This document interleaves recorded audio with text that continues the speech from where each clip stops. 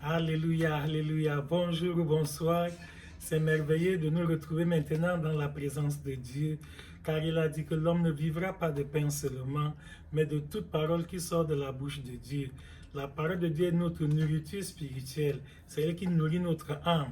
De même que nous mangeons la nourriture physique pour approvisionner notre corps, nous devons toujours nous nourrir de la parole de Dieu afin de fortifier et édifier nos âmes pour continuer la marche vers le paradis promis.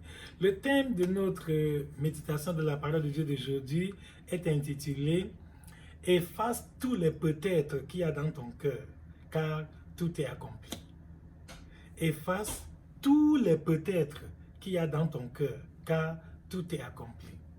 Je répète ce thème. Efface tous les peut-être qu'il y a dans ton cœur, car tout est accompli.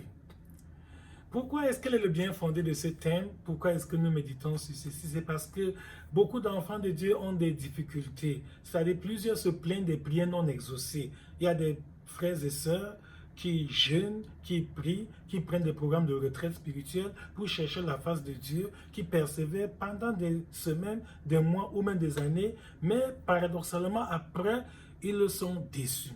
Il y en a qui disent que je ne sais pas ce que je dois encore faire. J'ai déjà tout fait, mais jusque-là, Dieu n'exauce pas ma prière. Et l'un des obstacles à l'exaucement de nos prières, c'est le doute. Le doute que nous-mêmes nous entretenons de manière insidieuse, parfois sans nous en rendre compte. Le doute que nous exaltons, nous faisons la promotion du doute dans nos paroles, par nos déclarations. Et nous ne savons pas que le doute est l'ennemi de la foi. C'est-à-dire que le doute empêche que les promesses de Dieu s'accomplissent dans notre vie. Très souvent, j'ai entendu beaucoup de bien-aimés dire « Ah, je vais aussi prier. Peut-être que Dieu va m'exaucer. Peut-être. » Non. Lorsque tu pries en mettant déjà des peut-être sur la prière que tu vas adresser à Dieu, c'est une barrière, c'est un obstacle. Tu es en train de fermer toi-même ton chemin. Tu es en train de te priver de la grâce de Dieu. Donc, c'est pour ça que nous avons pour méditation, pour thème de notre méditation d'aujourd'hui, que efface tous les peut-être qu'il y a dans ton cœur. Oui, quels que soient les peut-être, quelles que soient les hésitations, les doutes, les inquiétudes qu'il y a dans ton cœur, efface, fais table rase de tous les peut-être. Va devant Dieu avec assurance, avec certitude. Quand tu vas devant Dieu, parle-lui comme un enfant va devant son père.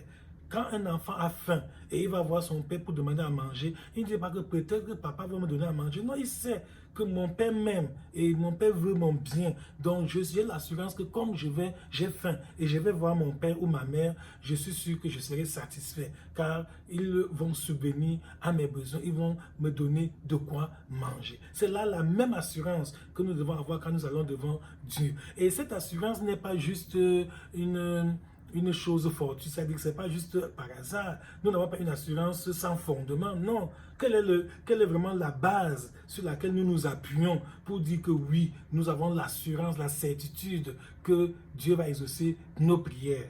C'est parce que Jésus a payé le prix pour nous. Alléluia. C'est parce que le Seigneur Jésus est allé à la croix à notre place. Normalement, c'est moi qu'on devait crucifier sur la croix à cause de mes péchés. C'est toi qu'on devait clouer sur le bois à cause de tes iniquités. Mais Jésus s'est substitué à nous. Ça, il a pris notre place. Et à cause de son sacrifice, lui parfait, qui n'a jamais rien fait de mal, mais il a pris notre place à nous les pécheurs, et il a donc subi le châtiment que nous méritions. C'est ça qui nous donne l'accès pour avoir la grâce de Dieu, pour obtenir la faveur de Dieu aujourd'hui. Donc, à cause du sang de Jésus, nous devons aller devant Dieu avec assurance. La Bible nous dit dans Hébreux chapitre 11, verset 6, verset 1 que or, la foi est une ferme assurance des choses qu'on espère. Hébreux chapitre 11, verset 1. La foi est une ferme assurance des choses qu'on espère. Une démonstration de celles qu'on ne voit pas. Donc, un enfant de Dieu doit parler au Seigneur avec foi. C'est-à-dire que tu dois être ferme. Tu ne dois pas chanceler même un peu. Tu ne dois pas douter ni hésiter même un peu. Que comme je prie là, peut-être Dieu va exaucer. Peut-être. Non, non, non. Dis avec certitude que j'ai foi. Je sais que mon Rédempteur est vivant. Je sais que Dieu est le Tout-Puissant. Je sais que tout pouvoir appartient à Jésus-Christ dans le ciel et sur la terre. Quel que soit l'obstacle, quel que soit le problème que j'affronte, j'ai foi que le Seigneur Jésus va exaucer ma prière car il est assis à la droite du Père. Il intercède pour moi depuis qu'il a quitté ce monde. Donc, n'ait plus de peut-être dans ton cœur. Même si les réalités que tu vis, les circonstances de ta vie actuelle tendent à faire croire que ce que tu demandes à Dieu est difficile, peut-être impossible. Non, sache que rien n'est impossible à Dieu. C'est ça. C'est pour ça que le Seigneur Jésus nous dit dans le livre de Marc, chapitre 11, à partir du verset 22 jusqu'à ce verset 24, Marc, chapitre 11, verset 21 à 24, Jésus prit la parole et leur dit, « Ayez foi en Dieu. Je vous le dis en vérité, si quelqu'un dit à cette montagne, ôte-toi de là, jette-toi dans la mer, et s'il ne doute point en son cœur, mais croit que ce qu'il dit arrive, il verra cela s'accomplir. C'est pourquoi je vous dis, tout ce que vous demanderez en priant, croyez que vous l'avez reçu et vous le verrez s'accomplir. Alléluia. Voilà le secret de l'exaucement de la prière. C'est de croire que ce que nous demandons à Dieu, nous l'avons déjà reçu et nous le verrons s'accomplir dans le monde physique. Il faut croire que dans le monde spirituel, Dieu a déjà accordé ce que tu lui demandes. C'est pour ça que sur la croix, dans le livre de Jean, chapitre 19, verset 30, Jean, chapitre 19, verset 30, le Seigneur Jésus a déclaré ouvertement que tout est accompli. Alléluia. Quand Jésus dit que tout est accompli, ça veut dire qu'il a déjà tout fait pour nous. Notre salut est accompli sur la croix. Notre rachat, le rachat de l'humanité a été accompli sur la croix. Donc Jésus dit tout. Il n'a pas dit tout excepté ta guérison. Il n'a pas dit que tout est accompli sur la croix, excepté ta guérison. Parce que beaucoup de gens prient aujourd'hui en disant peut-être, je ne sais pas si Dieu va me guérir, je vais aussi quand même essayer. Non, on n'essaye pas avec Dieu. Il faut aller avec assurance. Même si c'est le cancer du sein dont tu souffres, toute ta guérison est déjà accomplie. Parce que dans Ésaïe chapitre 53, verset 5, Jésus, la parole de Dieu nous dit que le châtiment qui nous donne la paix est tombé sur lui et c'est par ce maîtrise que nous sommes guéris. Alléluia. La parole n'a pas dit que par ce maîtrise nous serons guéris. Non, ce n'est pas un événement futur. C'est quelque chose, un acquis. C'est déjà accompli sur la croix. Jésus a accompli notre guérison. Donc quand tu es malade, même quel que soit le diagnostic que les médecins ont donné sur ta maladie, même si on dit que tu es en phase, ta maladie est en phase terminale et qu'elle est même incurable, que humainement parlant, il n'y a pas de médicament qui puisse soigner le mal dont tu souffres. Reste ferme dans ta foi. Aie confiance en Dieu que par le maîtrise de Jésus, tu es guéri, tu es déjà guéri. Et si tu le crois de tout ton cœur, comme Jésus nous a dit dans Marc 11, 22 à 24, tu vas voir cette guérison s'accomplir. Cela va se réaliser sur ton corps physique. Ça va se démontrer dans le visible.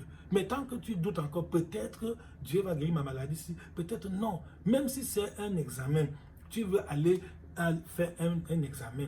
Aie foi que Dieu a déclaré que je serai la tête et non la queue. Ça, c'est Deutéronome chapitre 28, verset 13. Il a dit, tu seras la tête et non la queue. Tu seras le premier et non le dernier. Donc, aie la ferme assurance que le Seigneur va t'accorder le succès à ton examen. Dieu va te donner ce diplôme pour lequel tu es en train d'étudier, puisque tu sais bien que tu dois faire ta part. Tu ne dois pas croiser les bras. Dieu ne bénit pas la paresse. Tu dois faire ta part, tu dois t'appliquer, être assidu à l'école, être ponctuel, faire tes devoirs, apprendre tes leçons et mener une vie de discipline. Et avec ça, tu as l'assurance, tu es sûr et certain que tu vas réussir à ton examen.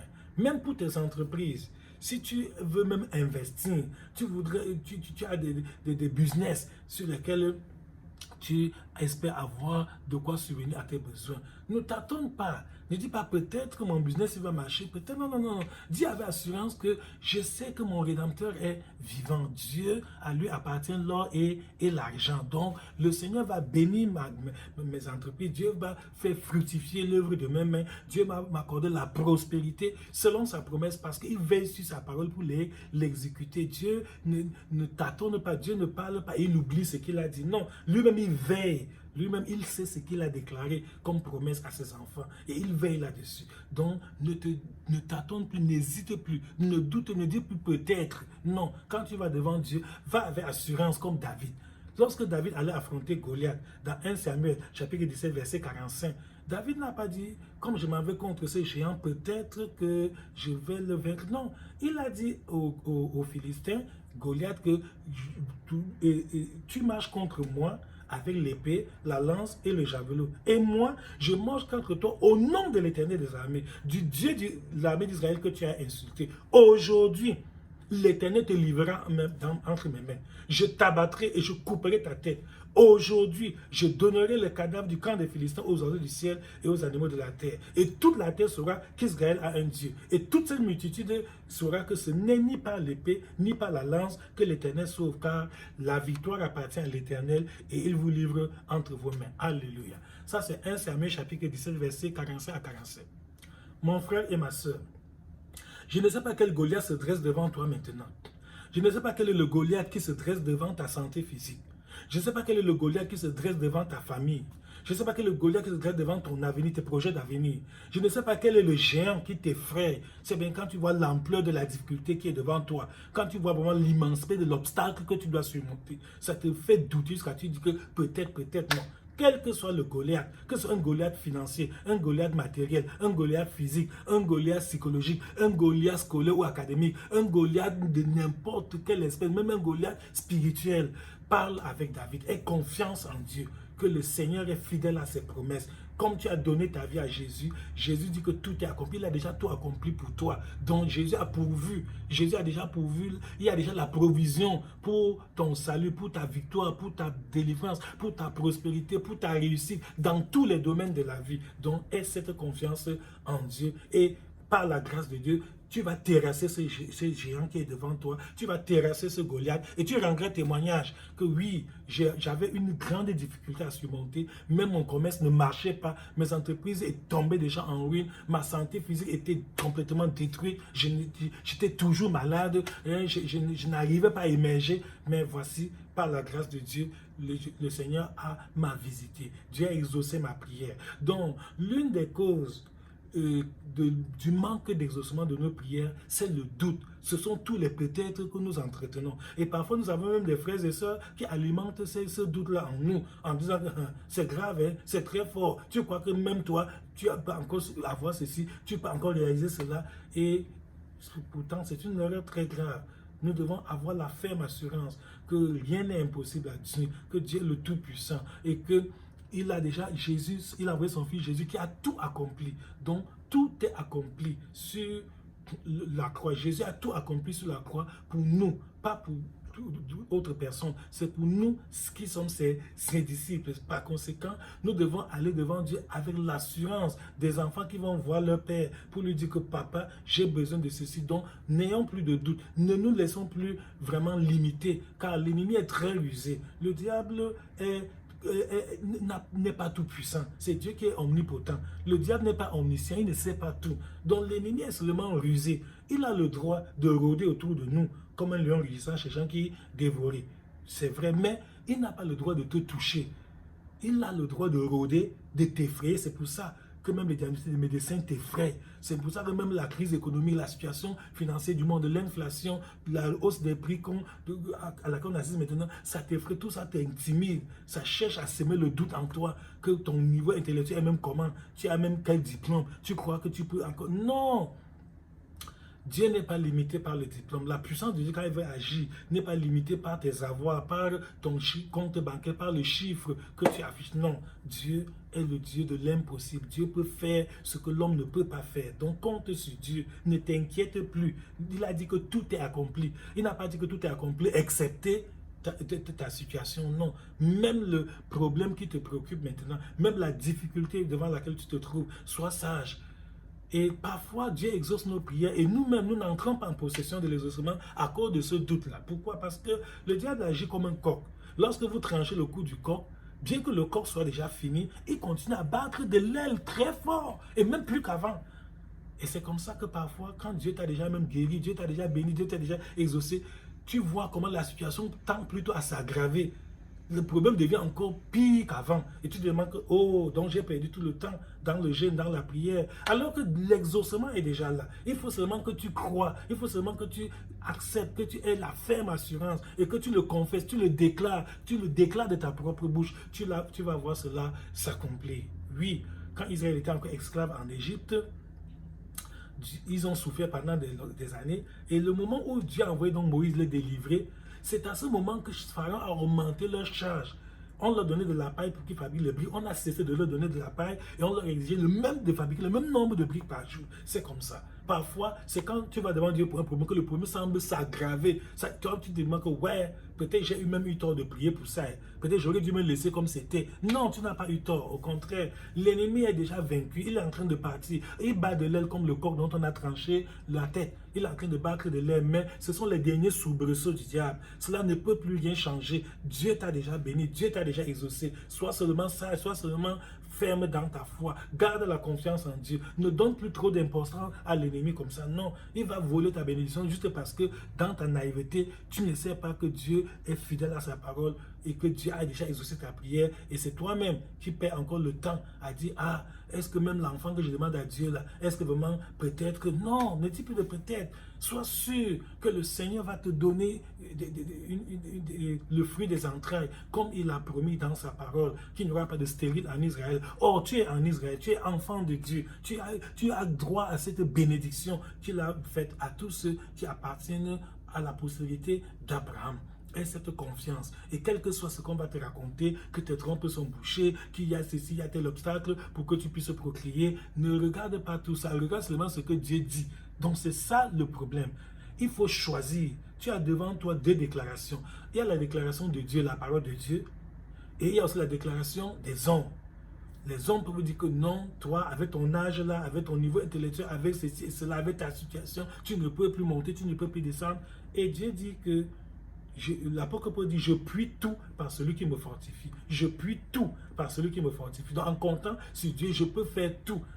Et dans Somme 60, verset 14, il dit qu'avec Dieu, nous allons faire des exploits. Avec Dieu, nous ferons des exploits. Donc, aie cette confiance que malgré tous tes handicaps, malgré toutes tes infimités, tes limites, malgré tous les malgrés, Dieu est capable de démontrer sa gloire dans ta vie si tu lui fais confiance, si tu as foi en lui et si tu ne doutes pas même un peu. Il dit qu'il a fait pour toi des projets de paix et non de malheur, pour te donner un avenir de l'espérance. Donc c'est à toi d'entrer en possession de cette grâce, de cet héritage que le Seigneur a promis pour toi. Il va écraser tous tes ennemis et il va te donner l'élévation.